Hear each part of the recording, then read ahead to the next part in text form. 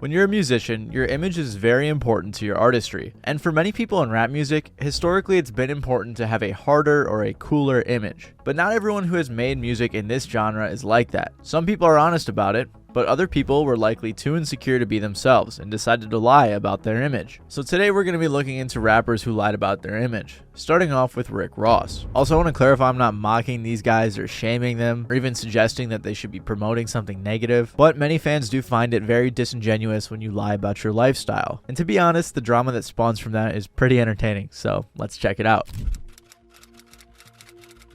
Rick Ross has created a career that many young aspiring rappers could only dream of. He has 11 studio albums and has featured on countless songs, many of which make up his most popular works. I mean, you guys know how big of a rapper Rick Ross is. Recently, many people have seen him going viral for having a farm or through his very recent involvement with Drake. Bottom line is, Ross has been in the game for a while. He's never had a super hard image per se, but he has alluded to having a tougher life. Like on the song I'm So Hood, when he says, "Snitching ain't gonna cut no time, I'll murder one of you, rob you for your last, then off come the mask." And he has plenty of other songs where he alludes to selling drugs and things along those lines. But somehow, even with all of his accolades, Rick Ross has managed to become known as one of the biggest liars in the game. And to understand how, we gotta look more into his come up. In 1967, Rick Ross was born in Clarksdale, Mississippi. He didn't live there long though, as he eventually moved to Carroll City in Miami. Unlike where Ross was born, Carroll City had a much larger population of around 60,000 people and deals with a lot of problems that come with living in a bigger city. For Ross, these problems showed themselves in the visible crime and poverty in his area that would begin to spark interest in the lifestyle he would portray in his music. The Miami lifestyle seemed to influence Rick Ross's persona, along with the show Miami Vice, which he claims to be a big fan of. While growing up, Ross himself mostly kept on the straight and narrow path, but regardless, at some level he was influenced by his environment. Instead of making money in the common ways that many around him did, and in a way he would go on to rap about, Rick Ross worked at a car wash making about 30 bucks a day. While working at the car wash, he saw a lot of expensive cars owned by a bunch of different types of people like millionaires, dealers, businessmen, and people like that, and he said he was very inspired by them. So even though he was inspired early to make some money, his steps toward becoming those he looked up to would not begin yet. Instead, he went to college. This is where things start to get a little shaky for Rick Ross's image, and a reason why many call him a liar. You may be thinking, with the things Ross raps about, it's a little odd to think he was a man interested in further education. Well, the world seemed to agree, as they discovered he not only got a football scholarship to attend Albany State, but also was studying to become none other than a criminal justice major. Quite the opposite of what he rapped about living. To be fair though, he did drop out after his first year. But what followed his dropping out would only add on to the credibility issues that he would later come to face. Because after he left Albany State at 19, he began working as a correctional officer at a South Florida prison. Well, his time there only lasted 18 months, which to me still feels pretty long in contrast with the things he raps about. The job was no joke and not a position that you could just start a day after signing. To secure that position, Mr. Rose would have to go through a Department of Corrections training academy that required 540 hours of instruction. That's over 20 days in training, so he was clearly committed. The CO portion of Rick Ross's life was discovered in 2008 during his early popularity. A photograph was released by a TMZ adjacent website called The Smoking Gun that depicts a younger Rick Ross in uniform while working at the prison. After getting exposed, for years he would just deny the validity of the picture, making outrageous claims, like saying that it was photoshopped. In countless interviews, he would be drilled on the topic, and every single time he would either deny it or derail the entire conversation.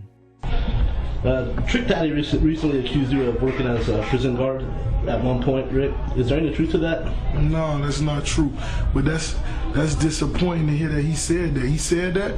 That's what the question said, yeah. Eventually, though, he admitted it, saying it was just a way to make money and that he was just using the job as a way to understand the other side of the drug dealing world. You know what I mean? So we all did a lot of different things to put us all in position. In position, right. And it's not the obvious. So if Rick Ross did work at one of these places, it wasn't for the obvious reason. Right.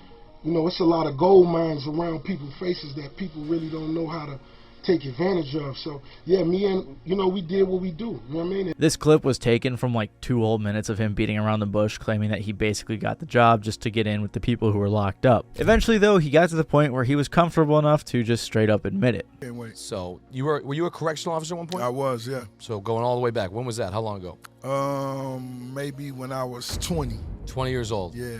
Since his college major was criminal justice, it didn't seem like his real goal was to become a double agent, but Who knows? After that, Ross considered working as a firefighter, but decided to work in construction so he could spend more time following his dream of making music. DeBoss's start in music was under the name Teflon Don. After getting some traction in the music industry and making some connections, including a significant friendship with our boy DJ Khaled, in the mid-2000s he changed his name to Rick Ross. And this is another point in his career that would cause many to call him a liar, all because of his name. If you don't know a lot about the situation, you may wonder what's so bad about his name, and that's the thing. It wasn't his name. In fact, it was the name of a real person. That real person is the notorious former drug lord Freeway Rick Ross, or Freeway Ricky, or whatever else you want to call him. Freeway is known for his 1980s drug empire that dominated LA for years, and eventually led to his sentence of life in prison, ended with a successful appeal that freed him in 2009. And he wasn't some random dealer either, because Freeway once boasted that his empire was so large they were making $1 million a day. This was in the 80s, so if you adjust for inflation, that is almost $5 million of today's money coming in every day. He's so big, in fact, that many say he's a major influence for the popular FX show Snowfall, specifically the protagonist Franklin Saint. And despite how extremely popular Freeway Rick Ross was, Teflon Don still decided to pretty much copy his name. When the streets had that kind of love for you, the rappers find out. You know, they're some of the first people to find out about that, and he took it and he capitalized on it. To be fair, Ross did grow up around a lot of similar things that Freeway was partaking in, but the key word is grew up around. He was never doing it like Freeway, as he has claimed in many songs. When this realization was made by the public, many people were upset again that Ross had seemingly lied about his past. And not only was the public upset, but Freeway himself, after being released from prison, decided to sue Rick Ross and WMG for stealing his name as well as his image. I'd hit him when we was in jail. We talked, and he was supposed to come and see me, and he never did. I wasn't really tripping about that. I got out, you know, start doing my own thing. This lawyer came to me and said, man, Universal owe you $50 million. I said, go get it. Yeah. Just like that. That's all it was. But while Freeway and the public's frustration was reasonable, the court inevitably threw the case out in favor of Rick Ross based on a First Amendment ruling. Ironically enough, this lawsuit was one of Rick Ross's first encounters with the law. He did have a few minor charges here and there, but nothing like Freeway Ricky. All of it came after his breakthrough success, and none of it corroborates anything close to the detailed Miami cocaine cowboy lifestyle he raps about. As his lie-filled past seeped out into the public, it got around to 50 Cent, who after getting into some type of beef with him claimed that the drive-by shooting Ross was involved in 2013 was staged. While there's no solid evidence for that being the case, it appeared to be believable enough at the time for 50 to use it as a shot at Rick Ross because of his tattered credibility. Ironically, the beef between 50 and Ross allegedly started when 50 gave Ross a disgusting look at the BET Awards. It then escalated to some back and forth diss tracks in which 50 coined the popular nickname for Ross, Officer Ricky, alluding to his CO past. And it seemed like a lot of the issues that 50 had with Ricky Rose was his fake image. 50 is known for having countless different beefs and pursuing them to a level like no other, and Ross's lies were plenty of ammunition for 50 to take advantage of. In this case, 50 took more of a creative approach in his public dismantling of DeBoss through a short cartoon series titled Officer Ricky. Officer Ricky? Damn, Rick. Why you got me up in this man? Is it because I said you and your mama look like the Clumps? Well, y'all is some ugly mother. So clearly Ross had a lot of lies throughout his career. But it's important to note that even if Ross did lie, he obviously did a few things right, as he is now one of the most successful rappers as well as entrepreneurs in the game. And now if you see anyone during this Drake beef making fun of him, calling him a correctional officer or the police or something like that, now you know why. And just because Ricky Rose is a liar doesn't mean that his songs aren't still good. And I've enjoyed listening to them on my Raycon earbuds. Now you may have seen Raycon in a bunch of other videos and assumed it was just another random YouTube brand, but let me tell you, these earbuds are great. I gotta start out with the bass on these things, man. It's amazing. It feels like my brain is shaking with every 808, and the sound quality genuinely surprised me. If you don't believe me, buy them and put on a Boss Man D-Lo song, and I promise you, you'll know what I mean. But my favorite thing about these earbuds is that compared to every other mainstream overpriced pair of wireless earbuds that I will not name, these fit perfectly in my ears, have amazing sound quality, don't always fall out when I try to move, and are much more affordable. Also, you can get these sweet protective cases for your case, which is a nice touch. They just upgraded their everyday earbud models, so now they feature active noise cancellation, a much more ergonomic design, and multi-point connectivity that lets you pair with 2 devices at once. Again, other mainstream earbuds that I will not name fell out of my ear all the time at the gym and weren't great with sweat, but Raycon's everyday earbuds are perfect, especially if you click the link in the description or go to buyraycon.com/MattyB so you can get 20% off your Raycon purchase along with some free shipping. Who doesn't love free shipping? Now let's continue with the video. Tyga is generally well liked in the music world and has a long lineup of hit songs and collaborations. While he now is known for making a lot of songs that people would categorize as club music or for the ladies, he was not always this way. In fact, some would say his early style of music is unrecognizable to what it has evolved to today. His career has had many ups and downs like many others, but he's thrived for almost 20 years now since his signing to Lil Wayne's label Young Money Entertainment in 2008. Years later, he would release one of his biggest hits, Rack City, that would catapult him into a new realm of collaborations. One of those collaborations was with none other than Chris Brown, and it was while he was working with Chris Brown that the controversy began. The controversy revolves around his beef with Lil Durk and the spotlight it put on Tyga's debatable authenticity. The beef took place around 2014 and was one that had been brewing for a bit. It all started when the two would be in the studio with Chris Brown working on music, and Tyga previewed a song Durk was on. In Durk's verse on the song, he mentioned having sex with Tyga's ex-wife, Blac Chyna. This interaction started what would go on to be a series of IG posts as well as disses back and forth between the two. During the exchange, Durk went at Tyga for famously getting his chain snatched and pointed out multiple times that he did not view the interactions as beef, but if Tyga wanted.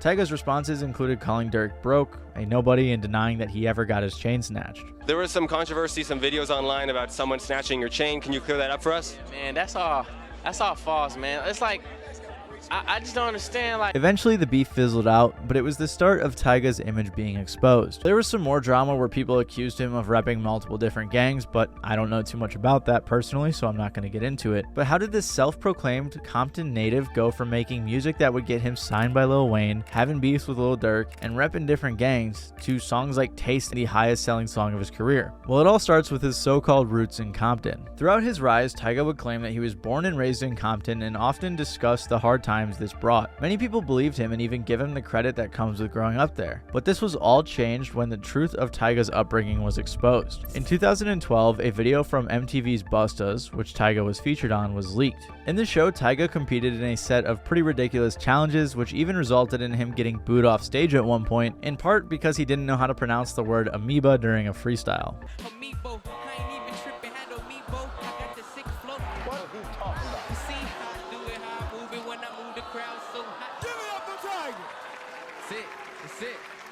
I couldn't even read that last word. But the real kicker came from Tyga's introduction on the show. Remember how Tyga has claimed that he grew up in Compton throughout his entire career? Well, during this introduction, he flips that narrative and pretty much his entire image on its head. Tyga, I got this name when I was young. My mom used to say I looked like Tiger Woods, so I just stuck with that. Grew up, not too tough. Parents got a Range Rover, CL600, doing it big. Not too much hard, but I'm still street. Yeah, it's TYGA. They say I'm not hood cause I stay in the valley. They say I never been in the alley. I tell them cats, I've been in the alley. First, Tyga has publicly and proudly claimed that his name stands for Thank You God Always, but then he revealed the truth of his name's origin, which was that his mom said he always looked like Tiger Woods, so he went with that. Second, he states that he grew up not too tough and that his parents drove a Range Rover as well as a Mercedes-Benz CL600, both of which are worth more than $50,000. And lastly, he exposes himself saying he grew up in the Valley rather than Compton. And with all the details that Tyga gave us, his experience was nothing like he had made it out to be. This comfortable rich kid lifestyle is almost a complete opposite in comparison to the childhood he portrayed. Tyga went on to say that the show was scripted and he was just doing and saying what he had to in order to succeed, but the damage to his reputation had already been done. The public struggled to believe that someone who grew up in this way would lie and give all of that up for a show. People began to see through the social media beefs and the gang member impersonator that Tyga was. Since that happened, Tyga was more open to admitting he wasn't about that life, although some people did end up vouching for him. He was born in Burbank or something, and then maybe, he moved down to Compton. No, he grew up in Pasadena and then went to Compton when he was older because he was going to be a rapper. No, he is from Compton. We're not going to take away his street cred. Well, I don't know that he's from Compton or not from Compton. He said on the reality show that he wasn't. So clearly there was a lot of debate around the subject. Ironically enough, by letting go of the image he had been trying so hard to portray and leaning into what he was actually good at, Tyga actually blew up even more. In Tyga's case, it seems like the public finding out about his come up may have been one of the better things for his career. Plies is a rapper who was hot in the 2000s with songs like Shorty with T-Pain, but his career seemed to be riddled with lies that would later be exposed. Before he was a rapper, Plies was already fairly successful in high school. He played both ways as a wide receiver and defensive back on his football team, was crowned homecoming king, was the valedictorian of his high school class, and was named the best dressed student of his class. After a pretty notable and awarded high school career, he went to college where he would continue to play football at Miami, Ohio as a wide receiver. He eventually made the decision to transfer back to his home state and attend University of Central Florida. But soon after his transfer, he dropped out to pursue music. This newfound interest came because of his stepbrother, Rennell Lawrence Lavatt, who established a record label called Big Gates Records. Plies first appeared on a song in 2003, and ironically enough, he didn't even want to rap but ended up being featured anyway. During a promo run for the song, Plies met an executive at Slip and Slide Records, where he would end up signing a deal that later granted connections for an Atlantic Records distribution deal. In the years following his first song, Plies dropped a few mixtapes that got enough attention to justify his first studio album. His album, The Real Testament, contained his first breakout song and one many of you probably know Plies from, called Shorty featuring T-Pain. Also in this album are a bunch of tracks that discuss both gang life and love. The contrast between the two subjects, as well as the alleged gang life subject matter itself, are a big red flag when it comes to the fraudulent credibility of Plies. Funny enough, around the time of his first album release, Plies featured on the song I mentioned earlier with Rick Ross called I'm So Hood. In the song, Plies speaks on his image saying, "Pants hanging off me now cause my pistol heavy," and "They say I'm fed bound.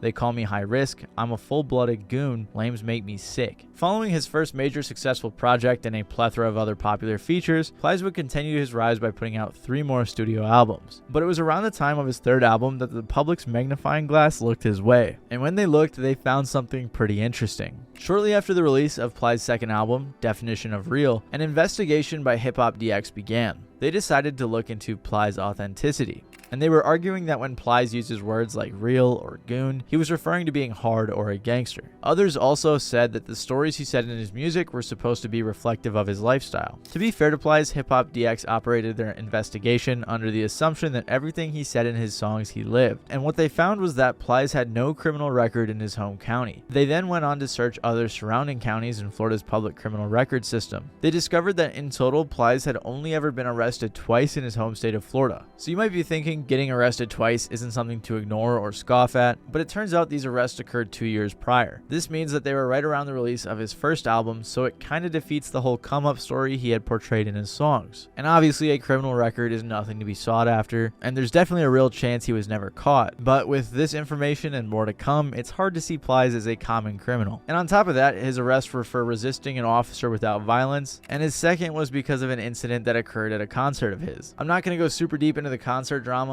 but there were some shots let off by Plies' brother, which led to his car getting searched, which led to him getting a misdemeanor for possession of a concealed weapon. It wasn't a big deal though, as he just posted bail and pleaded no contest. Back to hiphopdx's investigation, the only other things they found were a few traffic violations and some civil suits. As hiphopdx states though, none of these county databases nor the FDLE's report include any juvenile criminal record that might have existed for Plies prior to his 18th birthday. They also point out that first-person accounts of criminal activities on Plies' part are conspicuously scarce in his raw rhymes. They then go on to talk about how many of his songs seem like stories from other people's perspectives, but there are the occasional past tense references to what appear to be the claims of his own criminal activity. One glaring example can be found during his lament on the suffering his alleged criminal activities caused his mother on Runnin' My Mama Crazy, in which he recollects, "Remember the nights me sitting up in a cold cell? I'm waking you up out your sleep. It's me calling you from jail." While passionate, his verses claim that he was ever in a cold cell now appear to be untruthful, as according to the FDLE's report, Plies was never in jail for any period of time prior to 2006. They also pointed out that Plies has also produced a contemptuous image for himself on the screen, including his portrayal as a high-rollin' drug dealer in the video clip for Worth Goin' Fedfo. Another issue for Plies' credibility happened when Jamie Foxx famously discussed a situation he had with him. It all started with an initial phone call with Plies, where, as Foxx states, even Plies' voice was a big shock from what he was expecting due to the content of his music. Plies.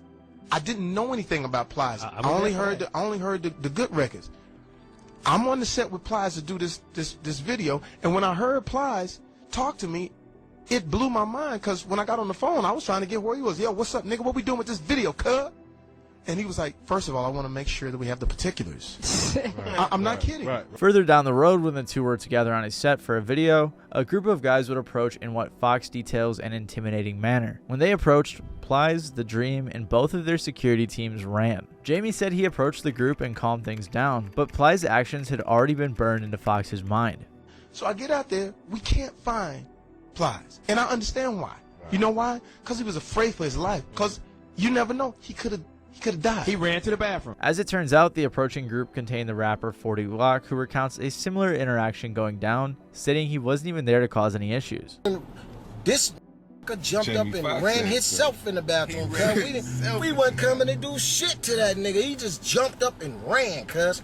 You know what I mean? We was coming to hit him up and talk to him, let him know what's going on, like da-da-da-da, but nigga, we didn't come to sock this nigga or do nothing. As long as he wasn't setting up foul, you talking some real niggas. But regardless, following the incident, a beef was started that resulted in Plies releasing his diss letter to the industry, and then 40's response returned to sender. It's important to note that Plies denies any of this going down the way that Jamie Foxx does, but to be fair, who would even admit to it going down like that, especially when your credibility is on the line? Plies even spoke on the incident saying, "People lie to enhance their situation," which is pretty ironic. With all of this being evident, Plies is still generally well liked and well regarded for his intelligence. Some say his retelling of stories, many of which allegedly are rumored to come from his family members rather than himself, pose a negative effect and take advantage of those who actually go through what he talks about in his songs. Regardless, nowadays Plies has mostly been seen on social media in a series of comedic, lighthearted posts that give advice to the youth, as well as dropping the occasional song or project here and there. So if there's anything to be learned from this video, it's that it's okay to be yourself, especially in the music industry, because if you lie, people will find out about it and then clown you for the rest of your career.